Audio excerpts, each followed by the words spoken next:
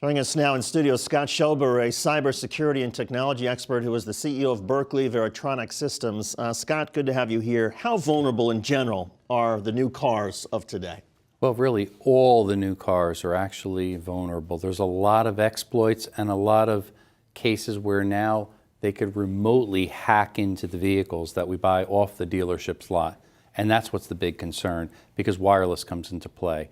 All vehicles now, connected cars as they're called, have Wi-Fi, they have GPS, they have Bluetooth, they have cellular modems built in. These are all effective conduits that hackers can use to get into the ECU, the electronic control unit, which there's about 100 within all of the new cars.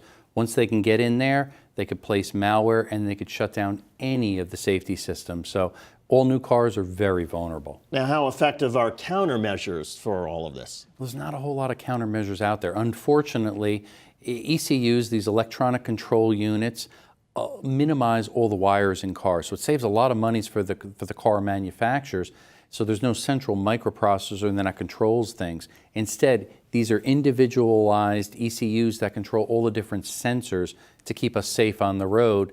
And there's no real great safeguard against hackers getting in there to exploit these vulnerabilities. You have a piece of equipment here. Yep. This helps us identify when you've been hacked or...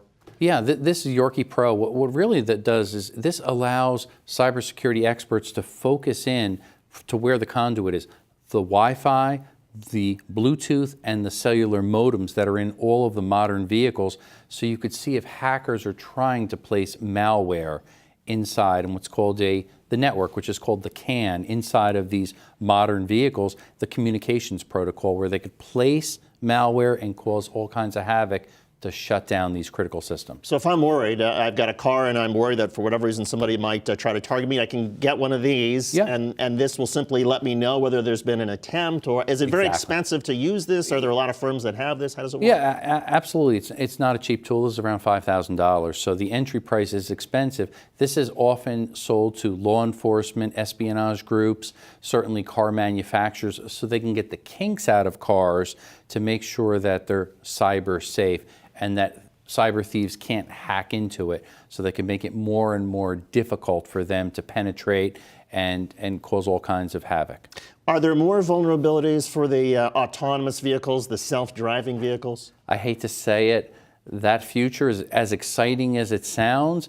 That opens up another whole can of worms there, where somebody could now hack into an autonomous vehicle and cause all kinds of havoc. So the future, as exciting as it sounds, is very scary from a hacking perspective. So we're going to see a lot of things unfolding there. And from a security perspective, how well are the U.S. automakers doing in terms of both recognizing that there are vulnerabilities and then also taking steps to try to let people know, okay, here's what we can all do together to try to prevent this? It's a great question. Unfortunately, I hate to say it, they're very far behind the curve.